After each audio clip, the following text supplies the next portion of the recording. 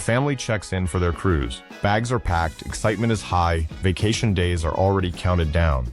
Then, at the terminal counter, one detail on their paperwork stops everything. Not a weapon, not a drug. Something they didn't even think to mention, and just like that, their cruise is over before it starts. This isn't a rare horror story. It's happening more in 2026 than ever before, and it's not always the obvious stuff getting people turned away. Sometimes it's a mobility scooter that's an inch too wide. Sometimes it's a piece of clothing that's perfectly legal at home but illegal the moment you step off the ship. Cruise lines have quietly tightened dozens of rules this year, and most passengers find out the hard way standing at the gangway, watching their vacation disappear.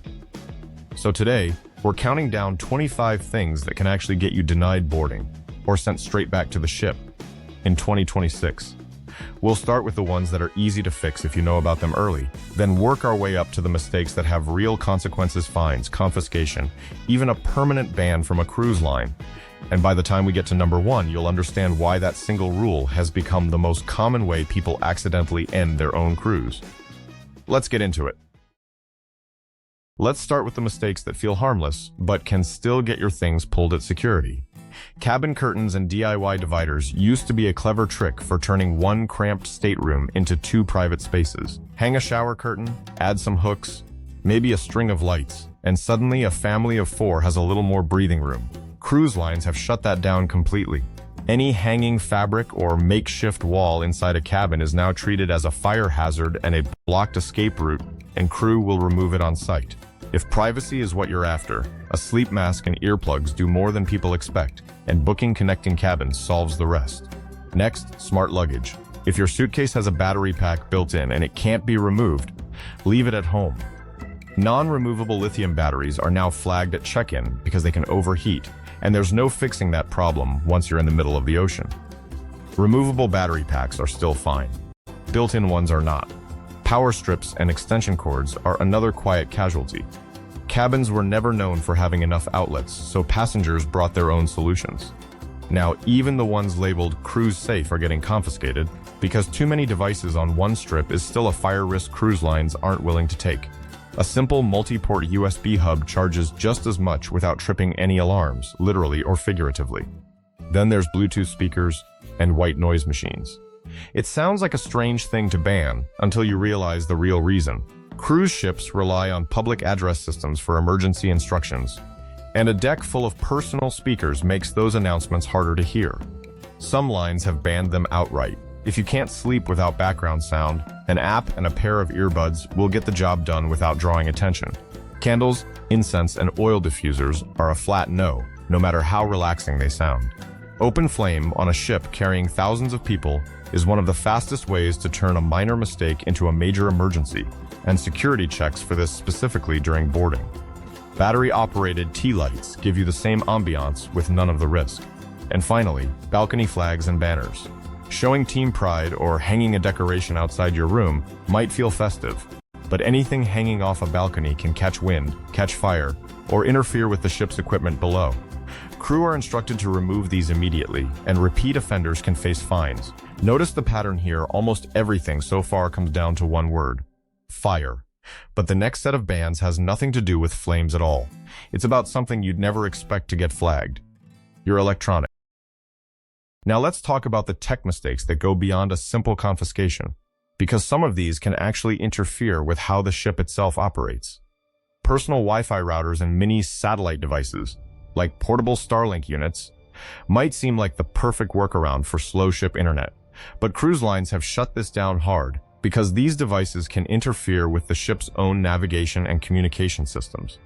Security teams actively scan for unauthorized networks now, and if one shows up, the device gets pulled immediately.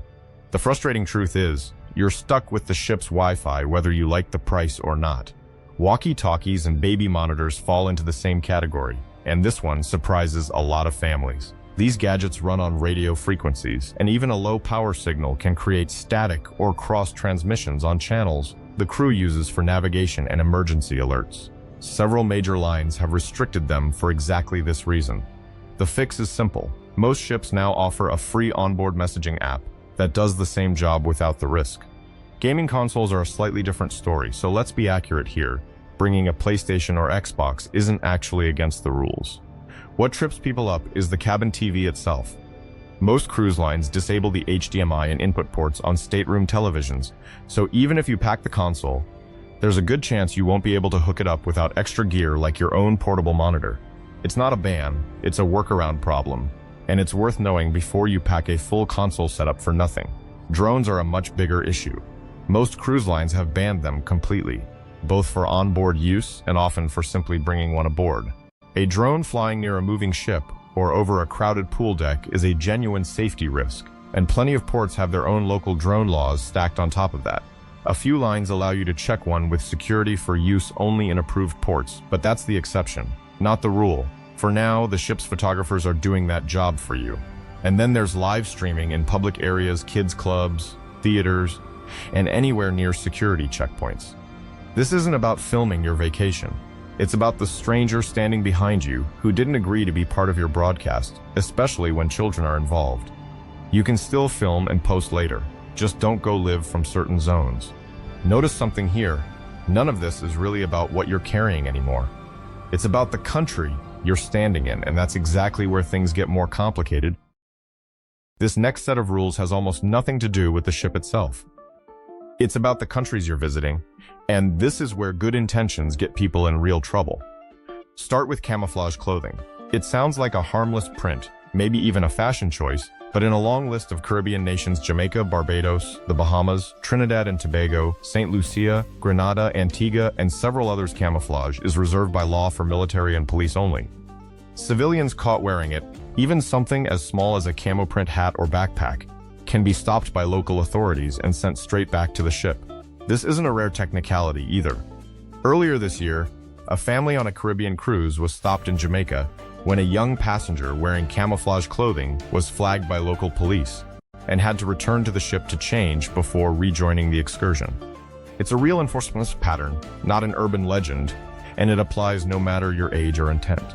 Next, reef-harming sunscreen. Several major cruise destinations, including Hawaii, Aruba, Bonaire, and parts of Mexico, have banned sunscreens containing chemicals like oxybenzone and octinoxate because they damage coral reefs even in small amounts. Cruise lines back this up, and bottles that don't meet the standard can be pulled at embarkation. The fix costs nothing extra. Reef-safe sunscreen is widely available and clearly labeled, so there's no reason to risk it. Then there's single-use plastics.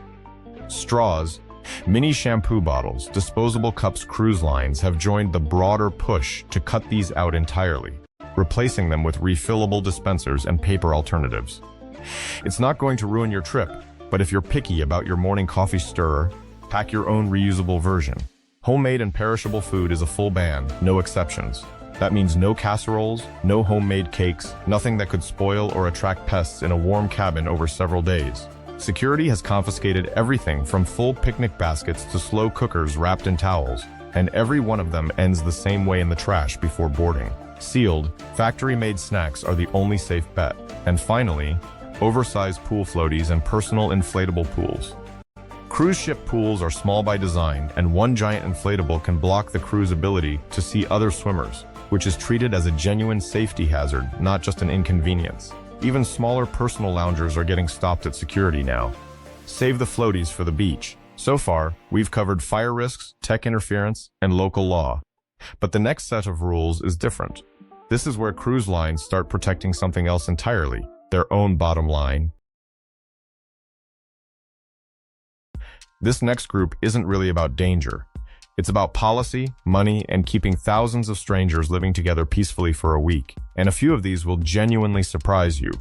Start with something almost nobody expects: coffee creamer bottles.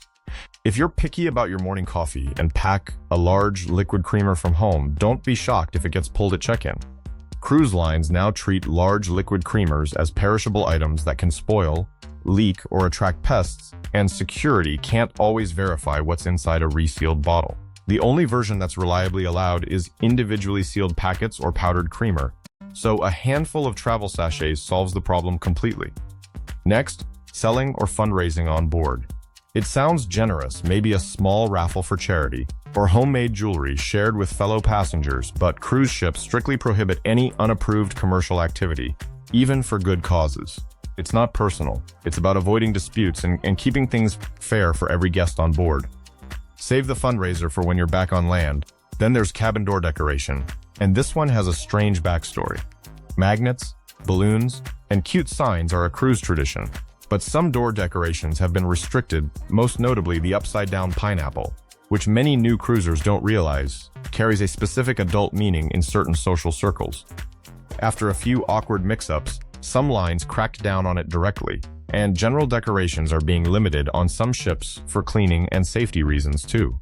Keep it simple, keep it neutral, and you'll avoid any confusion with your neighbors. Finally, smoking and vaping on private balconies. It might feel like your own private space with an ocean breeze, but nearly every major line has banned it completely. One spark near a balcony on a ship at sea is a serious fire risk, and the smoke or vapor doesn't stay contained, it drifts straight into the next cabin, whether your neighbor wants it or not. Break this rule and you're not just risking a fine. Some cruisers have been disembarked at the next port entirely. If you smoke or vape, the designated onboard areas exist for a reason. Notice how these last few have nothing to do with fire, tech, or foreign law. They're about people and money. And that pattern is about to get a lot more serious because the next section covers the rules that don't just cost you an item. They can end your cruise before it starts. Everything up to this point has cost people an item, a fine, or an awkward conversation. This next group is different. These are the mistakes that can end your cruise before it even leaves the dock. Start with CBD and cannabis products, because this one trips up more honest, law-abiding people than almost anything else on this list. It doesn't matter if CBD is completely legal where you live. Cruise ships operate under federal maritime law, and under that law, CBD and THC are treated the same band, full stop, no medical exception, no doctor's note. A Texas woman once packed a small bag of CBD gummies to help her sleep, fully believing it was harmless since CBD was legal in her home state. Security found them at check-in. She wasn't just denied boarding that day, she received an official letter permanently banning her from that cruise line for life.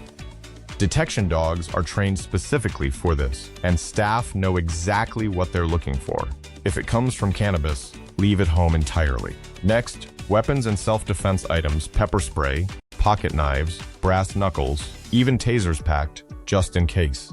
Cruise ships fall under maritime and port law, and these are all classified as weapons, regardless of your intent to use them defensively. Security confiscates them immediately, and depending on the country, you could face detention once local authorities get involved. The ship already carries trained security.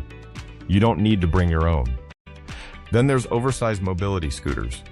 This isn't about anyone's right to travel, it's about doorways and emergency access. Most cruise lines now require your scooter to fit through a standard cabin entry, and if it doesn't, you'll be asked to either book a fully accessible stateroom or rent a smaller scooter before you're allowed to board.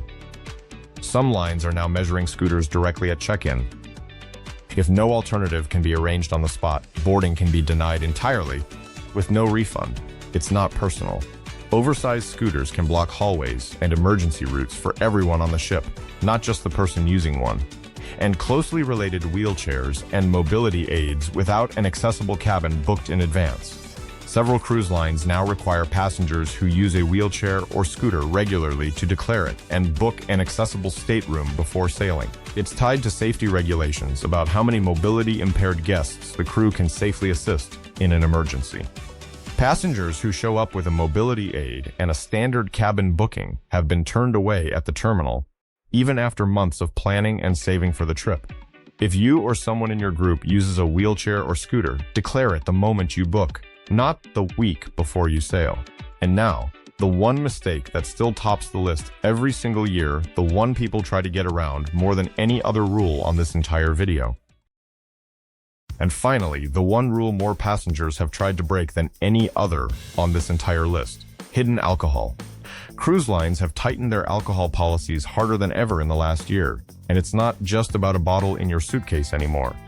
Rum runners, fake shampoo bottles, hollowed-out binoculars, even flasks hidden inside feminine hygiene packaging staff have seen every version of it. And smuggling alcohol has turned into something of a social media trend, with people posting their hacks for views. Here's the problem. Cruise lines are watching those same videos. One bride-to-be filmed herself successfully sneaking liquor onto a Carnival ship for her bachelorette trip and posted it online, and within days, she'd received an official letter banning her from that cruise line for life, deposit and all. Another passenger later claimed her video was staged and the flask only held juice. It didn't matter. The ban stood anyway. In the past, getting caught meant losing your bottle and a mildly embarrassing walk past security. Now, it can mean never sailing with that line again, for something as small as one hidden drink. So skip the sneaky cocktail, grab one at the bar, and keep the rest of your vacation intact. And there you have it, 25 rules that can end a cruise before it even starts. From a shower curtain in your cabin to a hidden flask in your suitcase. Notice the pattern running underneath almost every single one: fire risk, interference, local law, or liability. These rules aren't random, even when they feel that way standing at the terminal with a confiscated bottle of coffee creamer in your hand. The real takeaway here isn't to be afraid of your next cruise. It's to pack 5 minutes smarter than most people do. Check the fine print for your specific line, declare what needs declaring, and leave the guesswork at home. Do that, and the only thing waiting for you at the gangway is your vacation.